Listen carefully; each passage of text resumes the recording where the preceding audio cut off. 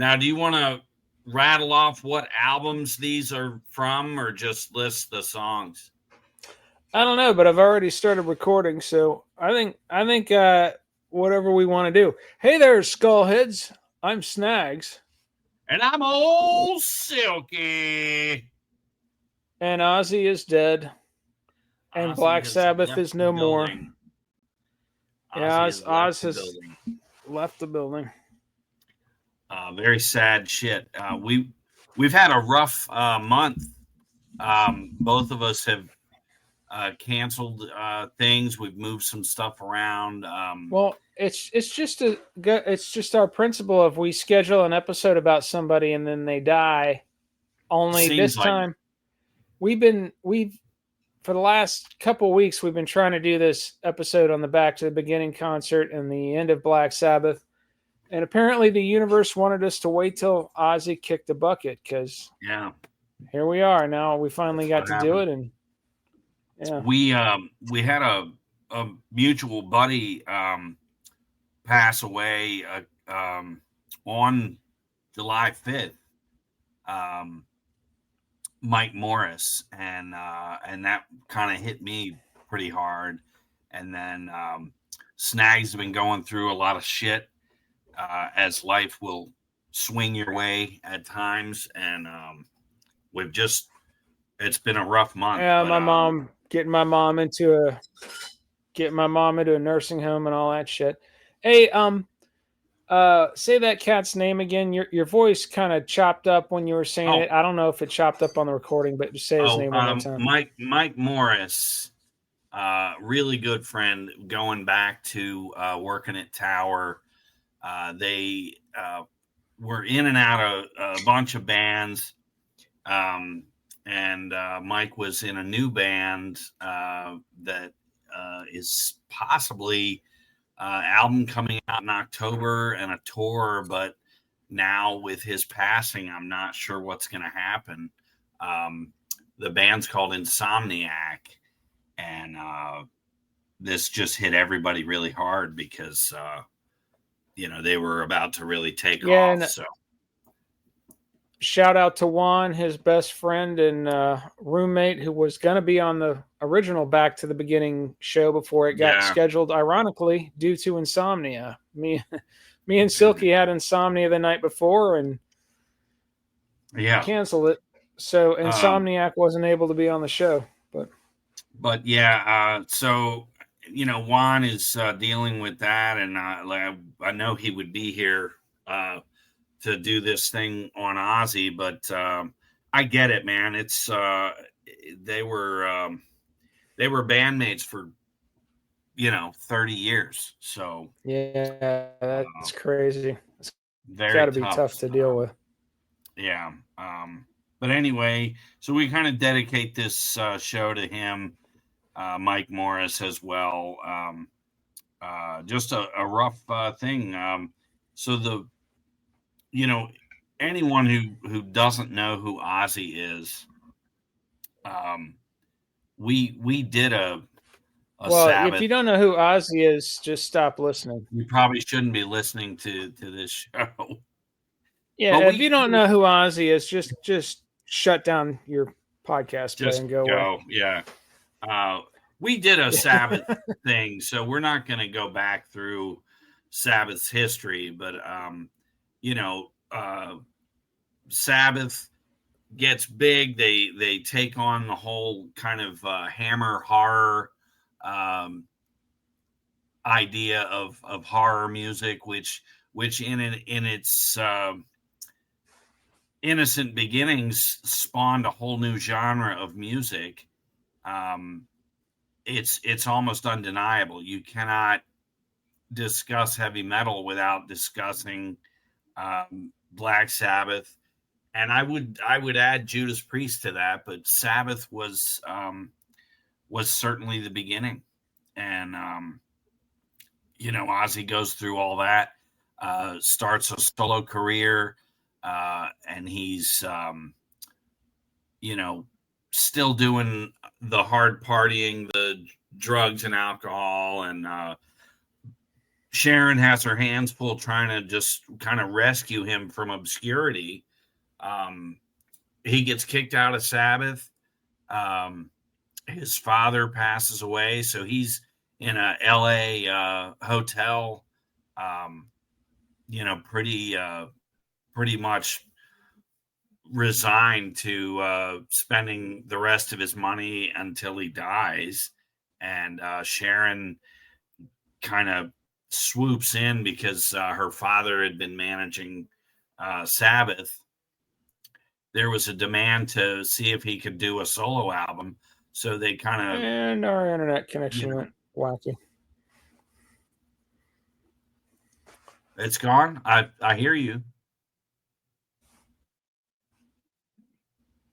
Yeah, somebody's internet connection's going wacky. I don't know if it's yours or mine. Or keep going. It's just another day at the Snags and Silky show, kids. Yeah. Well, no, just keep going. Keep going.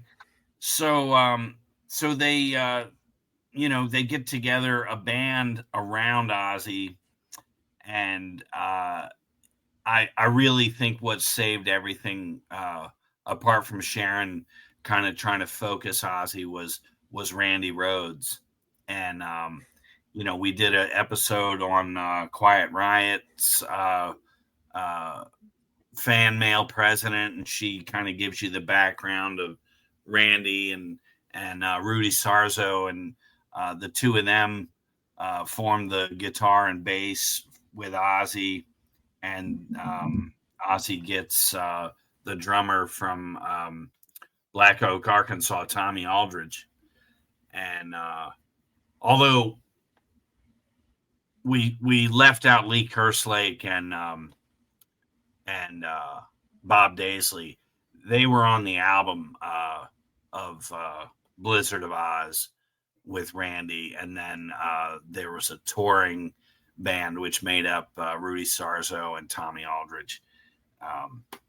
But that went on. Then Randy dies in a plane crash, really awful, 1982, and so Ozzy goes on from there, gets Jakey Lee. They do a couple albums. Then he was famous in those times, mid 80s, just replacing his whole band after a couple albums and a tour. And it made for us kids coming up wondering, what guitar virtuoso is Ozzy going to get this time? My first and only Ozzy show was Bark at the Moon. It was that first tour after Randy died, and they had Brad Gillis for a while, and then they had this new cat named Jakey Lee, and Motley Crue was touring Shout at the Devil. They opened the show. That was an incredible show. That's killer. That was a good show. Yeah, that's classic 80s glam metal show right there. And I mean, we've probably touched on this too, is this was a time when you camped out for tickets. You sat in line all night with people, made friends. And then when you went to the show, there they were again, because their tickets were right near where your tickets were bought. So it just, it grew naturally that way, but the metalheads were a tight-knit group. We all stuck together, and everybody would go in their car and smoke weed. And if it was cold, people were like camping out, sleeping in their cars with the heat on, blasting like Blue Oyster Cult or whatever. Tailgating, partying. It was just a way of life. And if, no matter what band you were camping out to see, I guarantee Black Sabbath was played or thought of, or it just, you don't realize until they're gone just how they were always there, in some form or fashion. And so Ozzy went on through the 80s and 90s. Then he got Zakk Wylde, and we're kind of just fast forwarding because you should all know who Ozzy is. And then he started Ozfest because Lollapalooza wouldn't take him, and Ozfest was hugely popular. And it went from there where the Osbournes kind of helped some of these bands up, and so here we are. Flash forward to July 5th of 2025, which was like probably over a year of getting it all lined up. Tom Morello, the guitarist of Rage Against the Machine, he was like the conductor of the whole thing. He put it all together. But it was amazing. Some of these, recent interviews and things, people talk about how so much goes on in trying to get something at this level off the ground, and it seemed to just go off without a hitch. And it was in Aston Villa Park, Birmingham, England, July 5th. Now that day I had to work, and I switched with somebody, so I got to be home, no one else in the house, and it was a pay-per-view for $30. And I was able to sit on the couch and watch this entire 10-hour concert. And I didn't know at the time how long it was going to be, and it was all day. And it was just phenomenal. But as you're watching it, and I know Snags watched some of this later, you're watching moments of your entire life's soundtrack, be represented in this concert. And it was really heavy to see it all kind of play out the way it did. I was in the middle of that day of getting my mom into her retirement home, and a lot of running around during the day. But I knew what was happening, and I'm thinking maybe I'll get home in time to catch Ozzy's solo set and Sabbath set. And I'm trying to find a bootleg feed because, I missed most of the day. And I'm asking Silky, and he keeps sending me the official link. He's like, it's $30, you cheap motherfucker. And it was like right before payday. So, I got $4 in the checking account unless I want to hit my that's my day-to-day life. So I get it. Right. But I'm like, dude, but so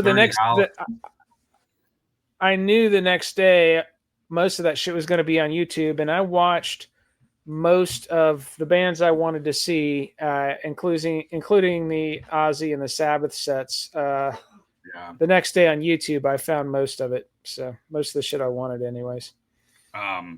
So there were 45,000 people in attendance there. And the entire thing was, it was a charity concert. Now, in the past, you think of Farm Aid, Live Aid, Band Aid, Gatorade, sure, yeah.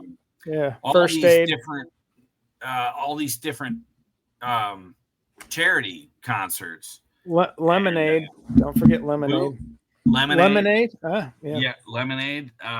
But they raised over $200 million. It's the largest charity concert in history. What they raise the money for? For Acorns Children's Hospice, Birmingham's Children's Hospital, and a Cure Parkinson's. Nice.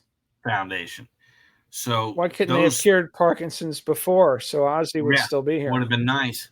So those were the chosen charities, and it leading up to, the rumors were flying that Ozzy's not gonna perform. People were saying, there was people saying he might not even live till the concert. Yeah, and I don't know enough about Parkinson's, but I know when my wife pointed out that Silky's usually wife is a nurse, everybody, a so nurse. she knows her shit. Yeah. Well, but she pointed out that most of these celebrities, when you find out they have Parkinson's, they're not just getting Parkinson's. It's way They've into had it. it. They've had Yeah. it, and it's up to that point where they're suddenly way too you can't hide it anymore. Right. Yeah. So like when Johnny Cash had it, he passed away, fairly quickly. Uh, but who knows how long he might have had it for 10 years, Yeah. Same with Glenn Tipton, because he's got Parkinson's. Dagyo, is it do they all get it from the Coke spoon, or where does it come from? It's genetic, so it just runs in the family. So who Oh, that knows? sucks. Yeah. I mean, if you want to get weird about it, who knows what the damn Germans were bombing England with? Yeah, I'm sure. I'm sure that's what it was. I mean, there's another rumor kind of about Ozzy's death that and him and Sharon had talked in the past about if it ever got too bad for either one of them, that they would assist them with their suicide. And so I don't know how. There's some thought that out there, and who knows if it's true or not, but that they waited till to do the concert and then sent Ozzy on his way. Now, I know if I was in the state where the quality of life was just terrible, Yeah. there's nothing wrong with fucking sailing off,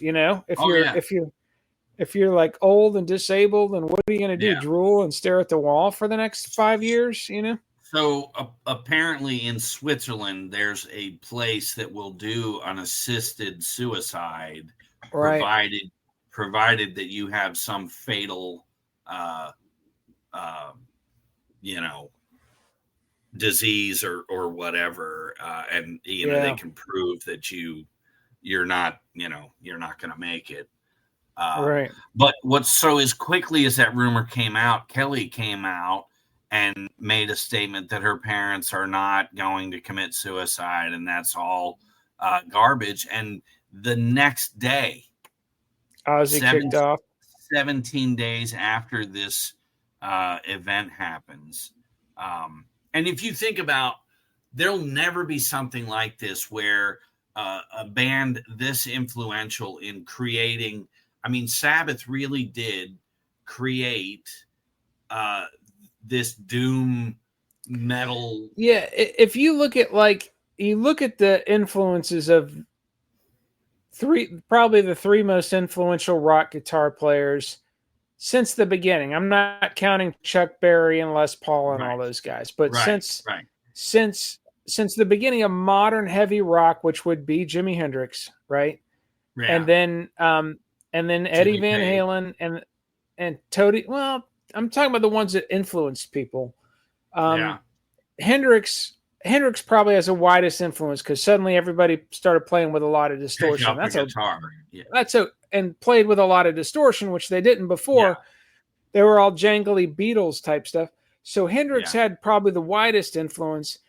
Then after that, it's got to be Tony, because I mean, sure, a lot of people started playing fast and noodly, but that was like an 80s thing, the Eddie Van Halen influence. Yeah. But like, Tony influenced the whole army of bands and whole genres of stoner rock, doom. Yeah. All this stuff is really just coming right out of Tony's you're not going to have fret fingers. You're not going to have thrash metal without Sabbath.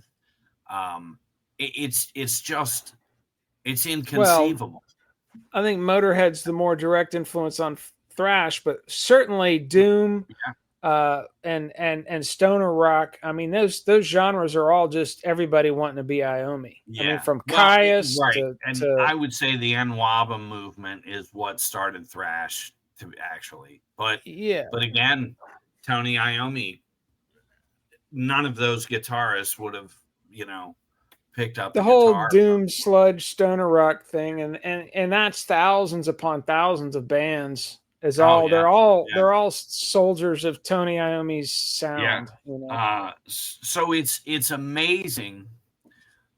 You watch this 10-hour thing of people pouring out their admiration and thanking Ozzy and thanking Black Sabbath um, in their hometown in Birmingham.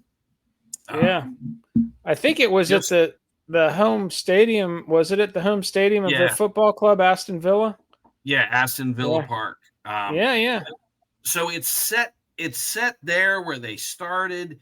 Um, all these people and Ozzy shows up, does his set, and then without a break does the Sabbath set, He's and sitting in a bat throne the whole a time. bat throne, Yeah. um, and does the farewell, and you're thinking nothing has ever in our time, no one has ever had such a send off, and then he passes away 17 days later.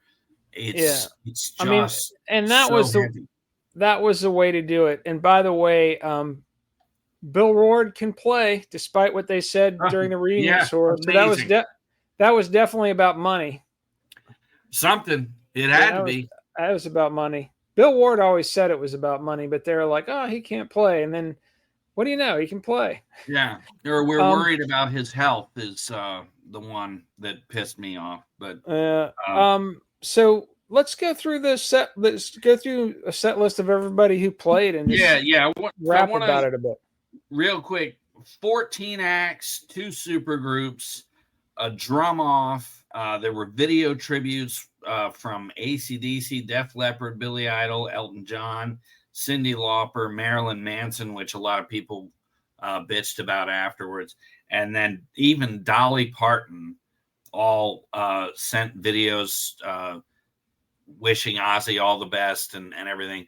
There Luckily, was I a didn't have to see any of that shit because I was yeah, watching the performances on there was YouTube. a video of Mr. Crowley done like like in tribute to the Mr. Crowley performance with Randy, that After Hours show. Um, you've seen that old footage, right? Uh-uh. With Randy, and they do Mr. Crowley. I don't know, I mean, probably I've seen Tracy. old footage of Randy. I don't know which one you're talking about Well, it's like specifically. they're in a studio, and Ozzy's in that blue and white outfit. So Jack Black was in that, and Scott Ian and Tom Morello's kids are playing in the band with Jack Black in this video. And Cool. at one point, Jack Black picks up Tom Morello's kid like he's Randy because he's got the polka dot flying V, and they play it. So that was funny. And then Fred Durst did an acoustic changes. That was all the video stuff. But yeah, let's go Yeah. through the Luckily, I missed out on Fred Durst too. yeah. Yeah. So it starts off with Mastodon. I thought they were pretty fucking good. They were great. So there Yeah. was a formula where each band would do probably their most popular songs, and then a Sabbath cover or an Ozzy cover. That was the pattern that you saw. Yeah, and Mastodon does Black Tongue, Blood and Thunder, and then this was my favorite track of the whole thing. Was first of all, Supernaut is probably my top Sabbath song, That's a and great song. they do Supernaut, and they bring in three extra drummers: Danny Carey, Eloy Casagrande, and Mario Duplantier. I know who Danny Carey is from Tool, and the other cats I'm not sure, but so when it gets to that rhythm section, they just got all these drummers just tribal and Well, this shit out of that. Eloy Casagrande Awesome. he's the drummer from Slipknot, Oh, there you go. Yeah, I'm and not a then Slipknot fan, so Mario he's the drummer from Gojira. oh, there you go. Yeah, the Gojira is all right. I've tried to get into them. There's something about French dudes playing metal that just doesn't work for me. Yeah, But they're heavy as hell though, but I dig them. yeah, but I thought Mastodon was amazing. Great way to kick it off. Yeah, their version of Supernaut I thought just crushed. Yeah, it Really was cool to see that. fantastic. And then Rival Sons came on after that, and I tell you, Rival Sons to me just echoes Led Zeppelin. Yeah, Um, they've gotten that comparison throughout the years. They're a good band. but I've marathon their shit every now and then. in a complimentary way, I really was very impressed with them. They Of opened all with "Do the Your of all, Worst." I What's was that? going to say, of all the bands that have sounded like Led Zeppelin, Fastway, Kingdom Come, what's this other one that has some Uh, woman's name? Greta Van Greta Greta, Van whatever the hell. Greta Van Fucknuts. Yeah, Rival Sons is the only one that I think is good. yeah, Yeah. and Greta, whatever. They make the attempt, but it's so much like Zeppelin. I'm just like, you guys should just be a cover Yeah. band. They don't. Rival Sons has a style of their own, and it's similar to Yeah, Zeppelin. And they're just a no bullshit rock band. No yeah. spandex. No No. overly done new metal bullshit. They're just dudes up there in jeans and Yeah, regular I clothes, enjoy. just rocking out. I really enjoyed them. They did "Do Your Worst" was a great song, and then they do "Electric Funeral." I thought that was a great Sabbath cover, and then they did "Secret," and that wrapped up their 3-song set. And then one of the big four comes on, Anthrax, Yeah. and it kind of saw. I was a little irritated that Anthrax only did 2 songs, but it you know when you're doing all this and they're constantly back and forth and setting up stuff, it might be that, hey guys, we're kind of running. Can you just do 2 songs and we'll get everybody back on? That certainly may have been a possibility. They were I like Anthrax. I like that they're, OGs of the whole thrash scene. But of the big four, they're probably my least favorite. They're just a little bit weak in energy. I thought maybe it's their singer. I don't know. They just, when for example, when Slayer got on, which we will talk about, it was just an avalanche of awesomeness. And Anthrax Yes. doesn't quite have that energy, but I respect them. So it Yeah, wasn't. It was all right. I didn't think it was amazing. I put Anthrax above Megadeth in that list. Those the big four. Um, Anthrax has got so many good songs. It would have been nice to hear some other things as well. But so they do Indians, and then they do this awesome Into the Void. Really tear it up. One thing Anthrax does is they'll all come out wearing T-shirts that are Oh yeah. themed, and this one was Sabbath, Bloody Anthrax, and Then then on the front it was whoever Frank I mean sorry, Joey Belladonna is wearing Ozzy. a shirt that says Ozzy and But that's Sky. on the back, so the front just says Sabbath, Bloody I know, Anthrax, but I'm and talking then about on the back. Like, so Scott Ian yeah, was wearing a shirt that said Tony, Tony. and then the other guitar player had a shirt that said Iomi, and then the bass player has a shirt that says Geezer. It was kind of cool. I did like that.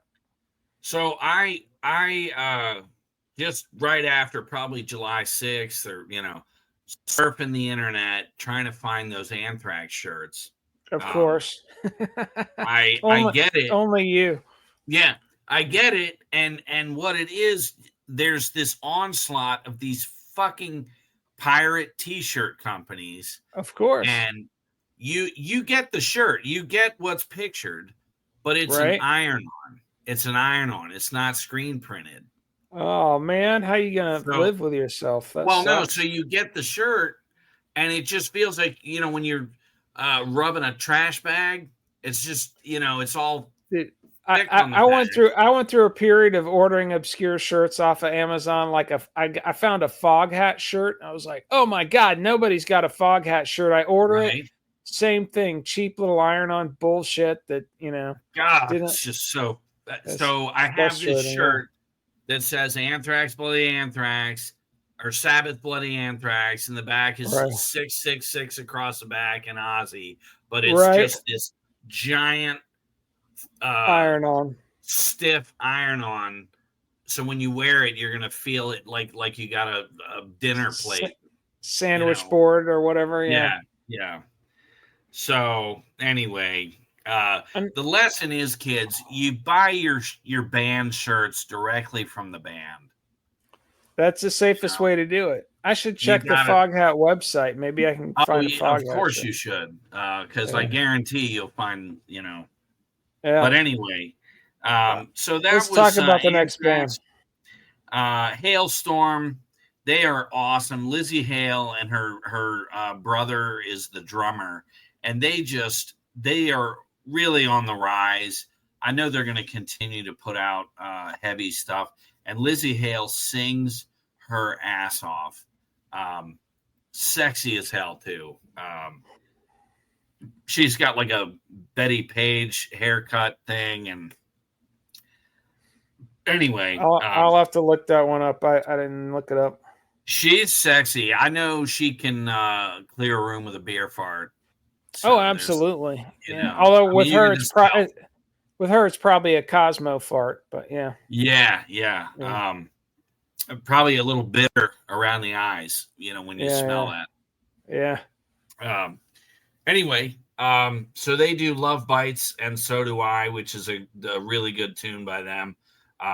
And again, they have some really kick-ass songs, and they're down to 2. They do Rain Your Blood on Me, and then they cover Ozzy's Perry Mason. There you go. So that was Hailstorm. And then these guys I've been listening to a lot, just kind of in time for the show. I didn't realize they were going to be on. And Lamb of God. They were amazing. They kicked ass. God, they just brought it. They took over that stadium, dude. Completely took it over. And their bass player looks like some old mountain man that just crawled out of the hills. It's hilarious. Randy Blythe got in some trouble over in Europe, and I think he was almost incarcerated, or he was incarcerated. Nice. And I have his book. So when I get around to it, I want to read that book, and we're going to do a Lamb of God episode. All right. Yeah. I'll listen to some more Lamb of God. I was never really big into them, but I did watch them. Yeah. As one of the YouTube sets that I watched, and they were amazing. They just took it. They took that stadium over, dude. And, I'm glad you're saying this, because I've seen some concerts recently, and you can't prove anything, but you're there at the show, and there's an element of just going through the motions. Which is natural. You've got a 40-date tour that's going to take you all around, and there's lack of sleep. There's days, maybe you don't sleep at all, and you got a gig that night, all these things.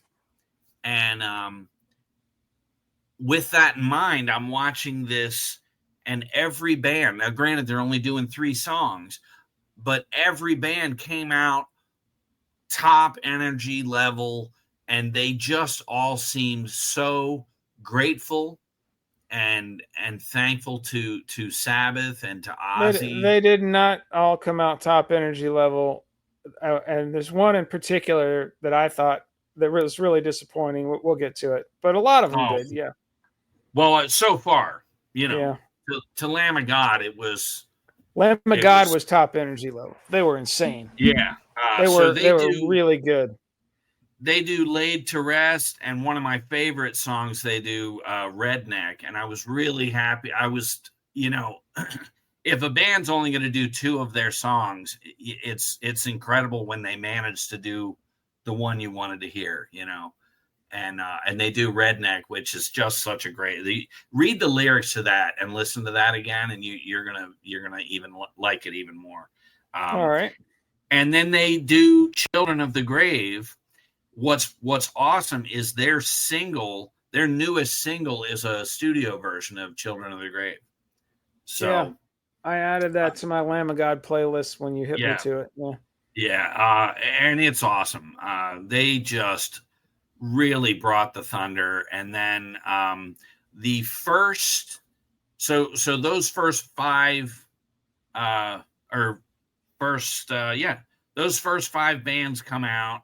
And then they had a cool thing where the stage just rotated. They'd set up behind the band, and then the other band would go, and they'd just rotate around, and they're ready to go, Yeah, I think that's a festival trick that's been used before. Yeah. Yeah. Anyway, so Tom Morello does the first supergroup of the day. Ultimate Sin was Nuno Bettencourt, Mike Borden, David Ellefson, ex Megadeth. Lizzie Megadeth, Hale, Jakey Lee, and Adam Wakeman all do Ultimate Sin. And what's funny is they come out and everyone's on the stage. Nuno Bettencourt, Mike Borden, Dave Ellefson, Lizzie Hale, Adam Wakeman, and they're like, has anyone seen Jakey Lee?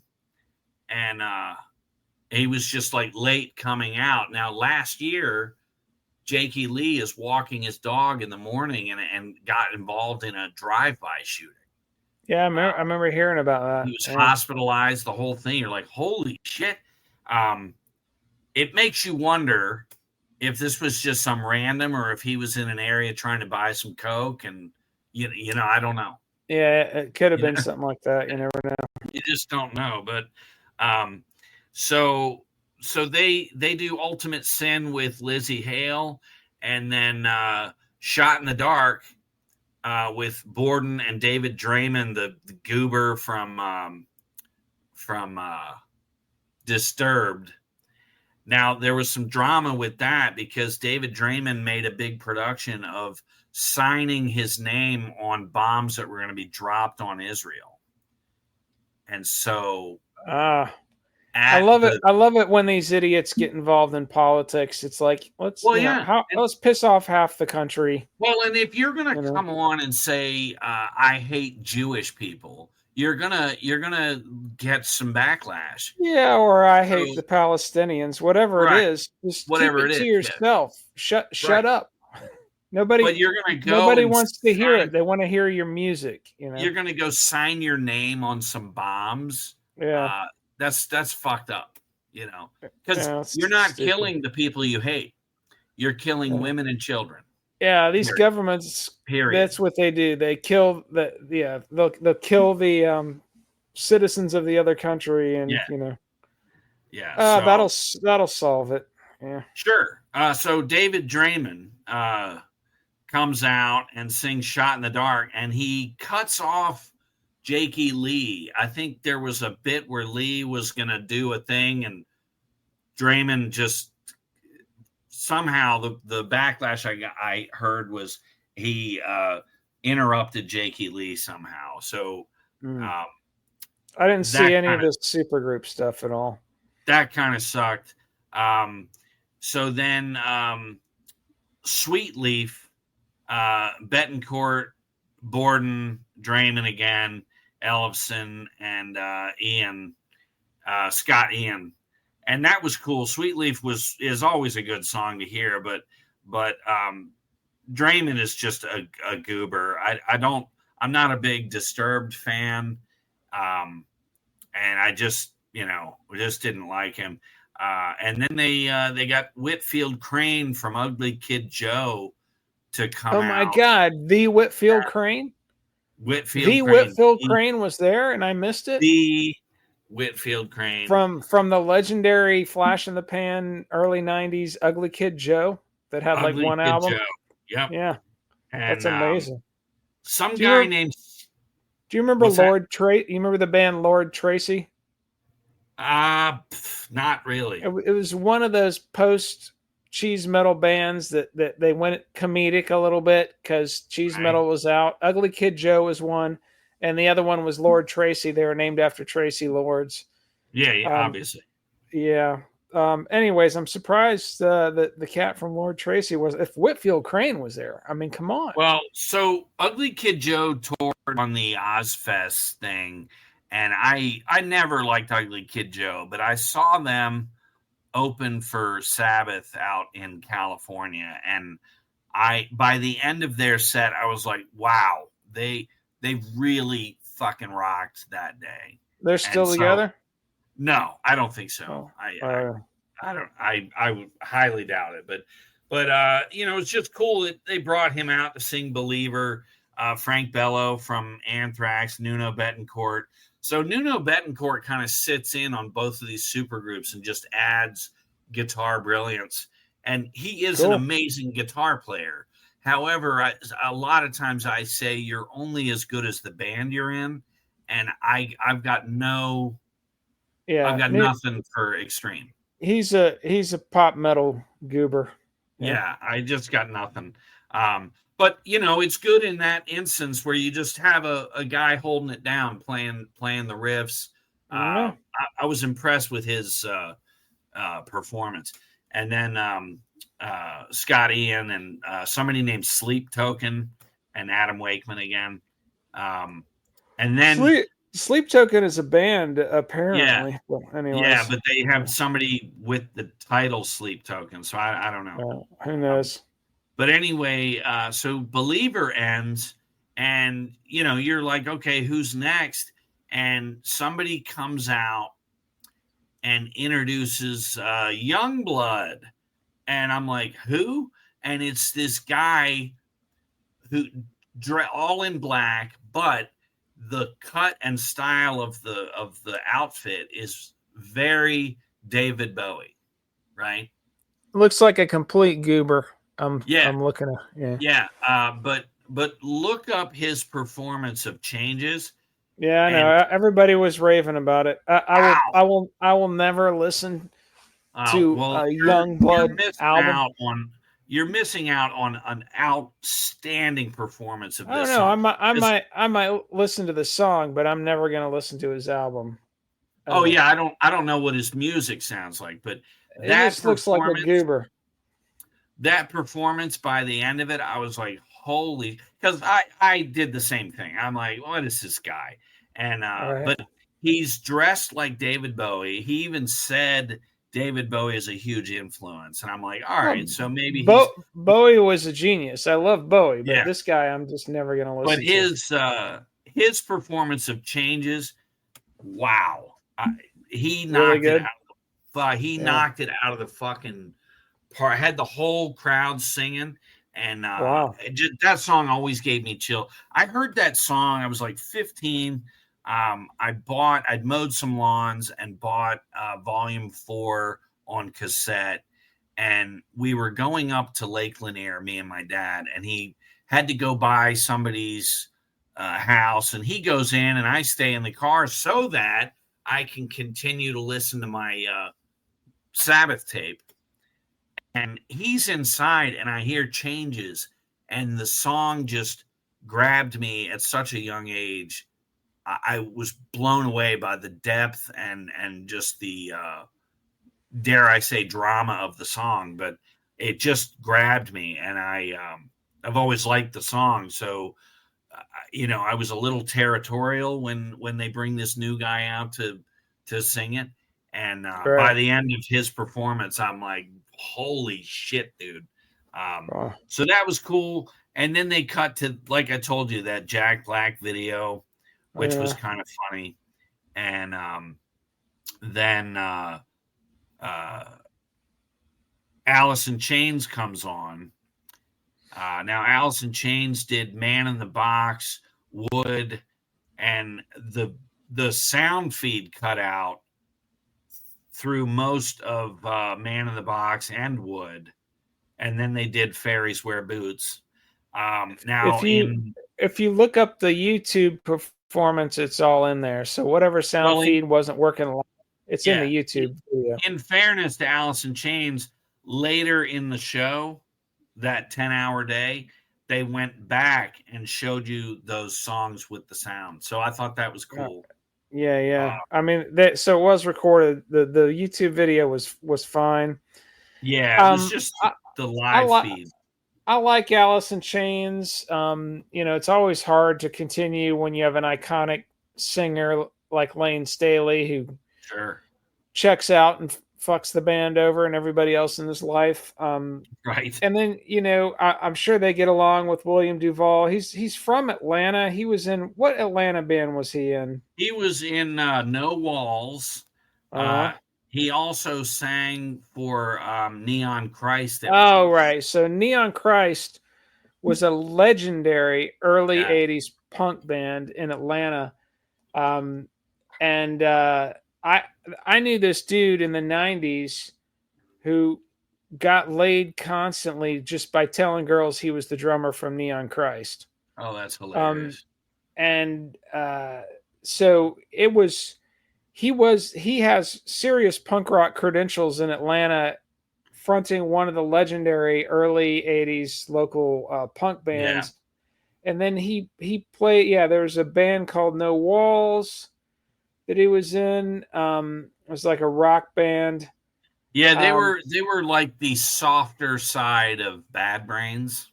Yeah. If that makes any sense. I just think there's, watching them with him on vocals, they sound good. Like the albums they've done with him are solid, and I listen to him. But he just something about him just seems kind of nerdy. Like just watching, the vibe I get is he's a super cool guy. He used to come into town all the time. I'm sure he's cool. It's just Lane Staley was the epitome of fucking cool. Yeah. Now they got this kind of nerdy guy hopping around on the stage. They should just call the band something else. But the performance was good. Music was good. So they go off, and then Gojira comes on, and I do like Gojira. They do Stranded and Silvera. Then they do this song, even on the album. It's like this. It's called Mea Culpa. And they have this opera singer, Marina Viati. She comes out and sings with them live, which I just thought that was really cool. And it's a really heavy song. And then they do Under the Sun from Volume 4. And that is just killer. It was really cool. I could tell they were kind of dreading doing the cover just to get the words right. And just, so... They did say that they were frantically rehearsing beforehand. Yeah. They mentioned that. I like them. I think they're good. There's something about them that just, I don't go nuts over them. But what was it that was in France recently, like the Olympics or something, where they played and they were up on these, they were up in these terraces of a building, and there was flames shooting it. I think it was the opening ceremonies of the Olympics or something. Right. And that was pretty badass. It was a very Metalocalypse what they did there, with flame. They're on these balconies of these buildings, and there's flames flying around. I don't know. I mean, they're good. Something about them doesn't completely grab me. I think it's just French dudes playing metal. I don't know. In celebration of tonight's show, I'm drinking from it arrived today in time for this show. Yeah. My 32-ounce Black Sabbath tumbler. Nice. And then the back commemorates the back to the beginning. You don't need to hold it up to the camera because nobody's going to see. Well, it's just, in the event that someone's watching. As usual, I'm drinking out of my Misfits teacup. So we're you're good to go. drinking tea, and I'm drinking whiskey and cola. Yeah, So as usual. Yeah, I usually drink my bourbon on Thursdays or Fridays. Yeah, it's not a bourbon night. yeah, not a So bourbon night. then this was the one of the cooler parts of the show. They have a drum off with Travis Barker um, uh, from Blink 182. Who should not The have been? Who has no business being at a Black Sabbath well, tribute thank show? you. He is one hell of a drummer. I will give you that. But Oh, there I've you go. never like he is an incredible drummer. Then Carrie from Tool, I think, Yeah, from Tool. and Yeah, then Chad Smith, another hellacious drummer, and a but shitty band. we will Yeah, not discuss his band ever again. yeah.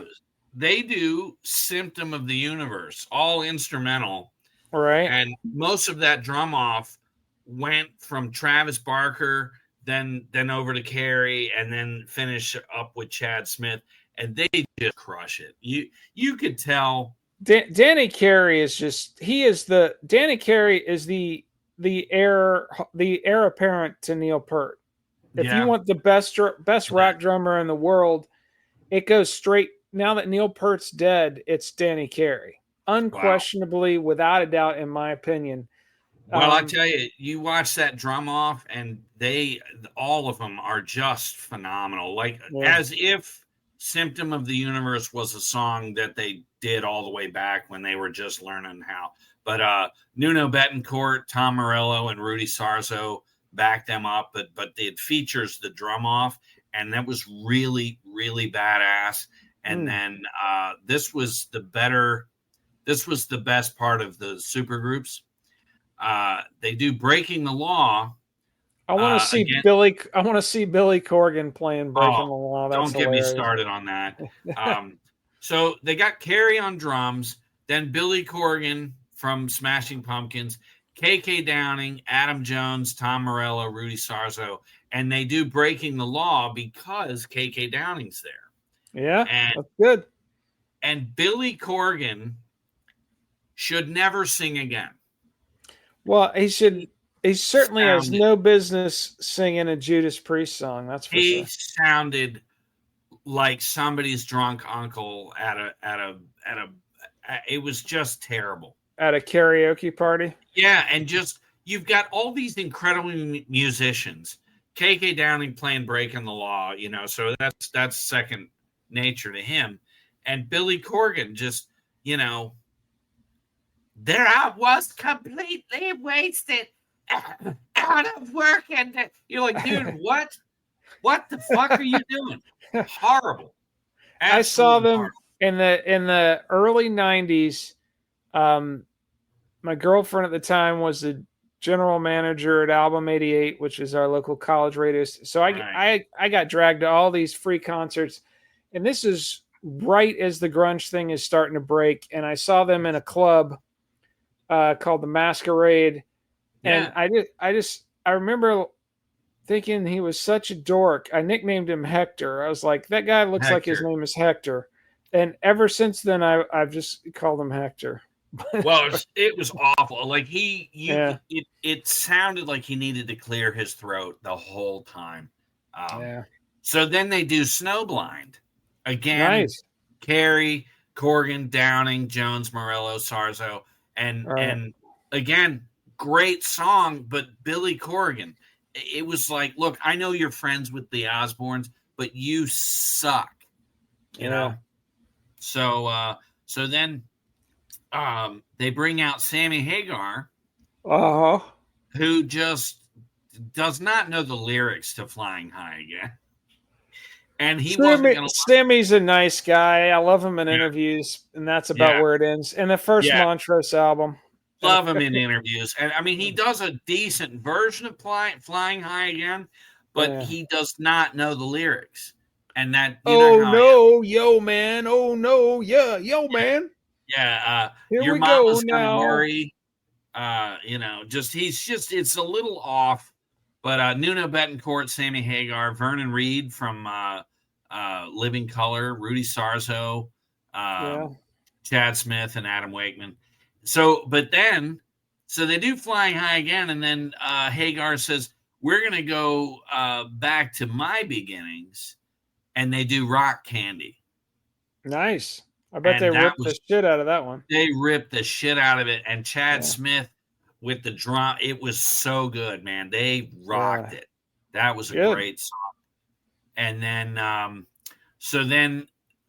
then Bark at the Moon with the lead singer from Ghost. And, which it's a band I've never gotten. I don't get Ghost. Their cover of Bark at the Moon was just ass. What a shocker. It was ass. And then I think I'm just gonna go through this, but I have a comment on the next 3 songs. So Bark at the Moon ends. They bring out Ronnie Wood, Steven Tyler, Tom Morello, Nuno Bettencourt, Rudy Sarzo, Andrew Watt, and they do Train Kept a Rollin', which with Steven Tyler singing it, he's channeling the Yardbirds. You got Ronnie Wood. It's old school. Yeah, well, I mean, the Aerosmith made that song their own in the early days. I mean, they made it. They made it an Aerosmith song, even though it had already been other people's songs as well. Yeah, it's their song in a way. Yeah. They played the shit out of that in the clubs in the early days. So Train Kept a Rollin', and then Walk This Way with Nuno, Tom Morello, Rudy Sarzo, Chad Smith, Steven Tyler, and Andrew Watt. So Walk This Way, right? That's all good. Okay, so in a way, you've got 2 Aerosmith songs. Yeah. With Steven Tyler, and then they do Whole Lotta Love. How did that sound? That was great. It was great. Again, Nuno Bettencourt, Tom Morello, Rudy Sarzo, Chad Smith. Did Steven Tyler nail those vocals? He did it great. It was great, but by the end of Whole Lotta Love, I'm like, does he know he's at a Sabbath tribute show?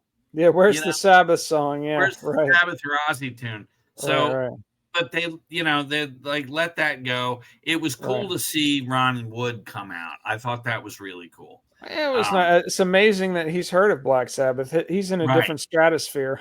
Well, they are, but they all interact. They all know each other. So, I know. I'm being sarcastic, but the Stones is a totally different thing. From Sabbath. But it's cool that he showed up. Yeah. So now we're at the bottom half of the entire day. Pantera comes out, and I'd be the first one to praise this and just move on, but Phil sounded he sounded like tired, sore throat, almost like he's sick maybe, or Rex Brown's bass was way too low. I was like, it sounded like a demo tape, and I was like, why doesn't this this not have, it's not hitting you? Why doesn't this not have the same punch as Mastodon or Lamb of God? Right. This is supposed to be Pantera. They're the kings of groove metal. And then I'm realizing I can barely hear the bass. It just sounded like Zakk Wylde's guitar, and the 2 guys who were not in Pantera, Zakk Wylde and Charlie Benanti, are the 2 guys you can really hear. Yeah. And Phil is exhausted, you can tell. And Rex Brown's bass is too low. It's like if they'd have cranked the fuck out of that bass and given it some balls, it would have been different. I think it was something about that set. They do Phil's sober, so he can't do a line of coke before the performance. So he's got to go out there. He just sounded like really low, and I'm like, what is happening? The whole thing was just dragging. I just saw them in June. How was that? Was it all right? Great. It was great. Okay, good. Again, they're not doing Cemetery Gates, which is annoying, but they did Cowboys from Hell and Walk, and then they do the 2 Sabbath songs that they actually did as B-sides back in the day, Planet Caravan and Electric Funeral. And, so that was cool. And then the surprise to me I was just not aware of some of the bands that played that day. Tool. They fucking kicked ass. Tool was amazing. You'd already seen Carrie twice.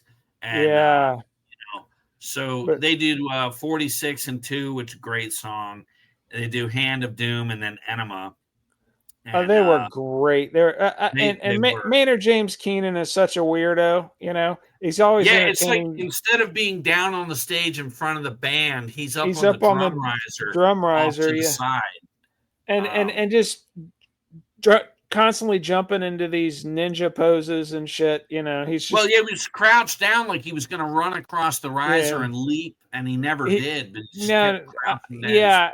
And he's got a fake mohawk glued to his bald head. It's Tool, and Tool is amazing, and they really just brought it, and it was I think that's when I realized how ass Pantera was completely. I was disappointed with Pantera. Then I was watching these clips in order. Then I watched Tool, and I'm like, oh my God. Yeah, that's got to be rough for Pantera to go backstage and then hear that rumble thunder happening right after them, because that was good shit. Yeah, very different situation. But so then Slayer comes on. We turn it up a notch even from Tool and the amazing masters of thrash metal. In my favorite thrash metal band, even more than Metallica, is fucking Slayer. I think Slayer, they are the epitome of the best thrash metal of any thrash metal band that has ever thrashed. They've never compromised. You can put Slayer on the shelf with AC/DC, the Ramones, and Motorhead. You're going to get the same. You drop the needle on any Slayer album, and I just finished a Slayer biography. And the guy was like, "Oh, this album's not that great. This album's," and I'm like, "Yeah, not that great in Slayer terms means still 99% better than anything else that was released that year. Better than any, So you can drop the needle on any Slayer album on any track, and it's going to be something worth listening to. And they're just as old as all these other fuckers, and thank God they're getting back together to do a festival here and there, because it sucked when they were gone. It sucked when they retired. Kerry King does a really good solo album. I really like that. And it was so nice to see them, though, and they fucking brought it, man. Slayer. So they hit you with Disciple. They hit you right out of the gate with Disciple and then War Ensemble. Halfway through War Ensemble, they break into Wicked World, and then seamlessly drop into South of Heaven, and you're like, oh my God. Like it was as if Wicked World was part of the song all along, And then after Angel of Death, Fred Durst comes on with some acoustic guy, and it was a pre-recorded version of Changes, which not only should Fred Durst just not have been there, but him doing Changes after Youngblood just so right. Guns N' Roses comes on, right? And I'm like, cool. I'm gonna see Guns N' Roses live, via the pay-per-view. But I'm like excited to sit down and see them, and right.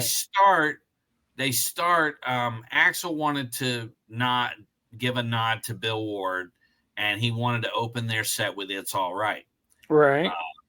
And so they start with the piano, and somehow, Axl's like, "Told you," like what? Like just this vocal stumble, and then the rest of the set. Throughout the set, I'm like, good God, he sucks. His vocals are just gone. 40 years. It's all that fried chicken. It's all that fried chicken. Yeah. So they did almost a whole set of Sabbath. They did "It's All Right," "Never Say Die," "Junior's Eyes," "Sabbath, Bloody Sabbath," and then, of course, "Welcome to the Jungle" and "Paradise City." But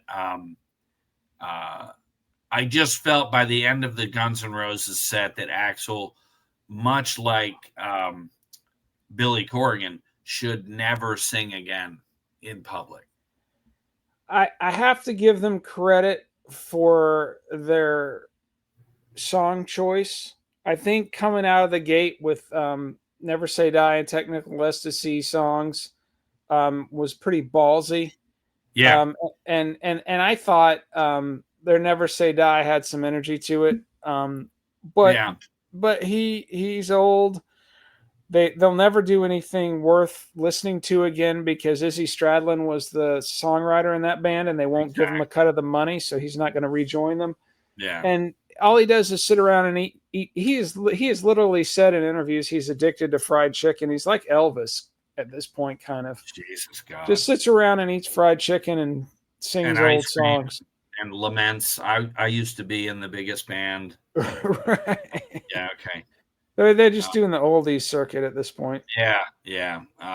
So then, still going at it. Metallica, just phenomenal. They open with Hole in the Sky, which was, I was like, oh my God, this is fantastic. And then Creeping Death, For Whom the Bell Tolls. And then a deep cut, one of my favorite Sabbath songs, Johnny Blade.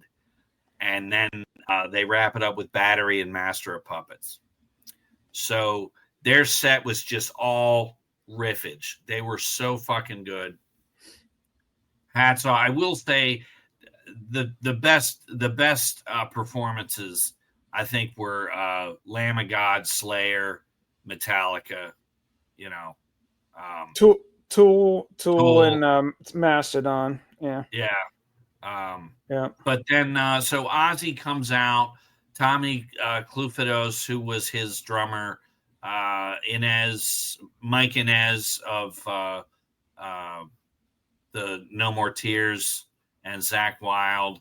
So it was kind of cool to get the band back, bass and guitar player, and Adam Wakeman. And they do I Don't Know, Mr. Crowley, Suicide Solution.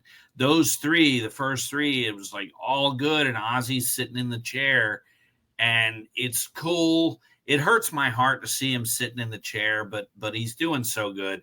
And then he does Mama, I'm Coming Home, and there's certain lines in that song that just are in a way saying goodbye and a bit of finality. And I had tears going down my face. It was really tough. Realizing in that moment during that song, Mama, I'm Coming Home, that this truly is a goodbye. And the music of my life, the soundtrack to my life, has been playing all day. Hints of it, nods towards it or whatever. It just Sabbath has been such a staple, and and then he wraps up with Crazy Train, and you're like, he's still so good. It just really, it was bittersweet to see him reduced to sitting in the chair, and it broke my heart as you saw him shaking his fists like he wanted to get out of that chair so bad and run around. You really could see it, or at least kind of lurch around the stage clapping his hands. Yeah. And you weren't going to see the leapfrog thing again, but it just would have been very powerful to see him get up and walk across the stage. But put Zach Wilde on his shoulders while he's playing the guitar solo. Apparently it's that bad. Now I will say there were a few times during Ozzy's bit there where his vocals were getting a little weak, and Zach would step up to the mic and sing along just to support him. It was really cool, and they could have turned smoothly. They could have turned Ozzy's vocals up in the monitor a bit too. I think just there's a sound guy who's got a knob. Crank those levels up a little. It may have been because of his vocal. I don't know, but I think the sound guy didn't do his job. But anyways. Then Sabbath comes on, and you get the same old songs, but it was so epic and Same old historical. songs. They played War Pigs, NIB, Iron Man, and Paranoid. Yeah, Phenomenal. It was just great to phenomenal. see. It was great to Bill see Ward. Bill back on the drums, Yeah, just seeing them yeah, together. It wasn't the tightest, most powerful Sabbath set you'll ever see, but it was the four of them back yeah. together for the first time Crucial. since like what, the 90s? No. Well, they toured in 15 or 16. The With farewell. It's called with the Bill? end. Not with No, Bill. it wasn't Yeah, the four of them. When's the yeah. last time the four of them were together? The 90s? Probably the 90s because Yeah. I did catch that Yeah, I'm talking about the four of them with in the Bill on 90s. Yeah, drums, the actual original yeah. band. Yeah. The actual band. Yeah. Yeah. But so that was it, and then they brought a cake out. Ozzy does his farewell, and you feel like that was so poetic, and thank God they did it soon enough or whatever. And then he dies 17 days later. It's as if he was holding out to do this final performance, and then he just goes. It's very sad that he's gone. I'm very happy that I've had the last couple days off and I've got tomorrow off.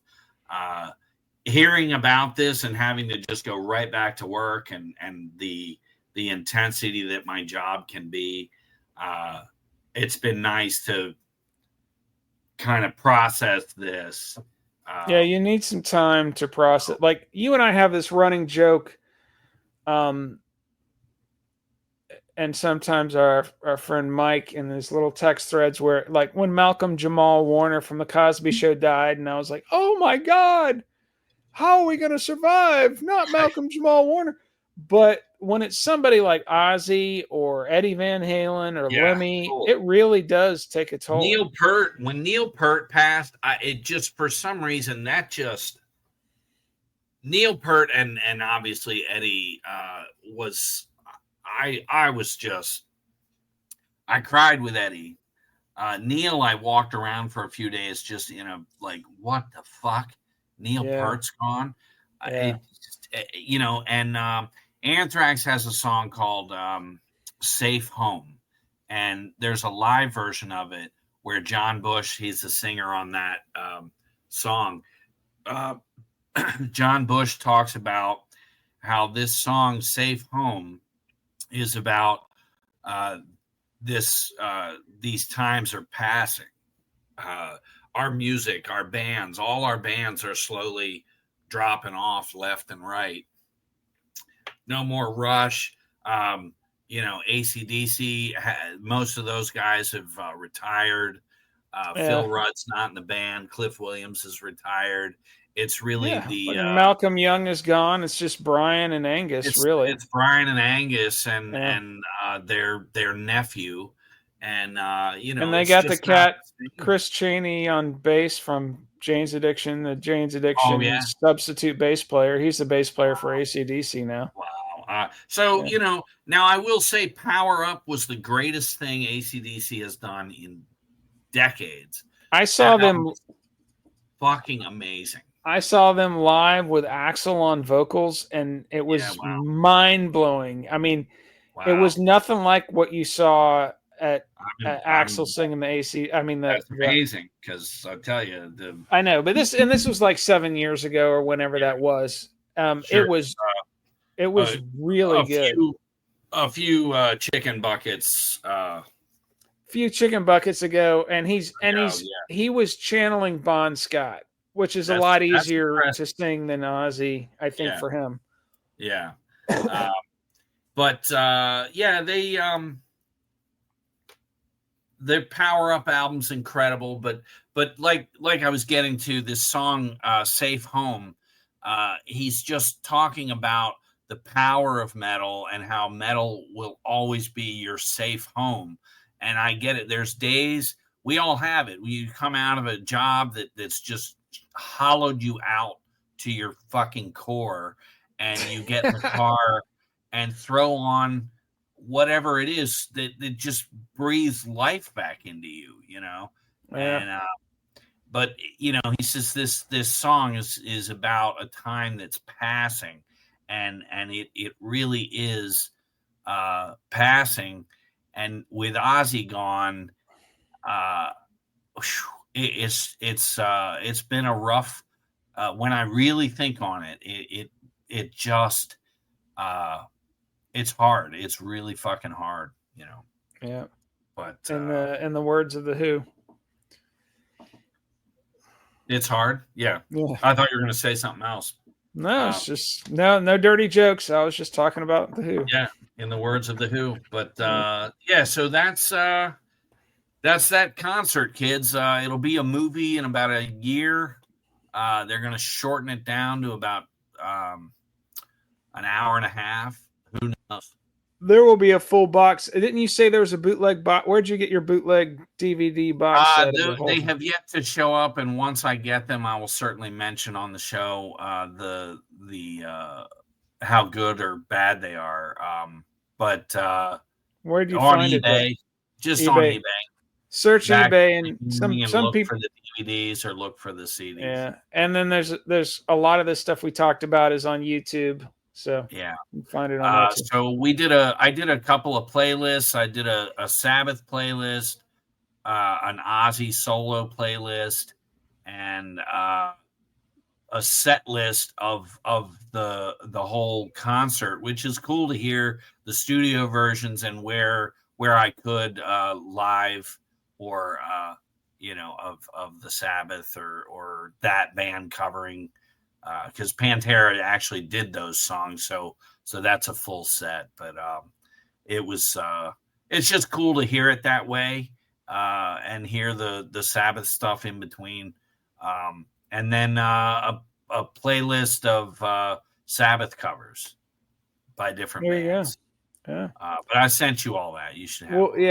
We'll drop that on the Click Pit, and we got more shit coming up. Just hang in there.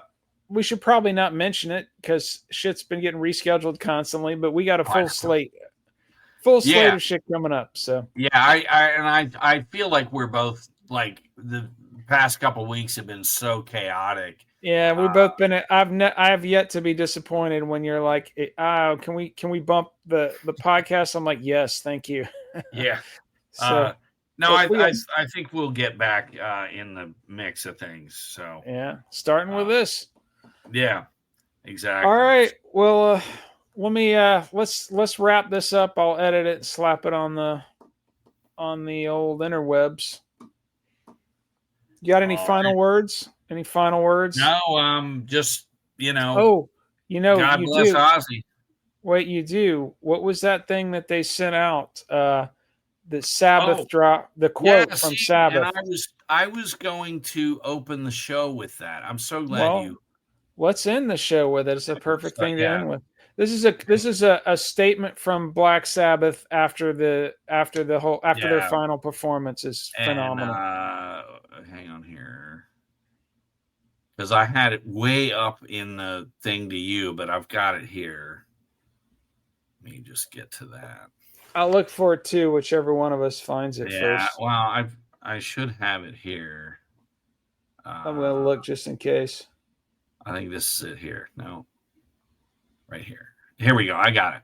So, Black Sabbath, Back to the Beginning. No one told you, but the final Black Sabbath concert was not just the end of a band.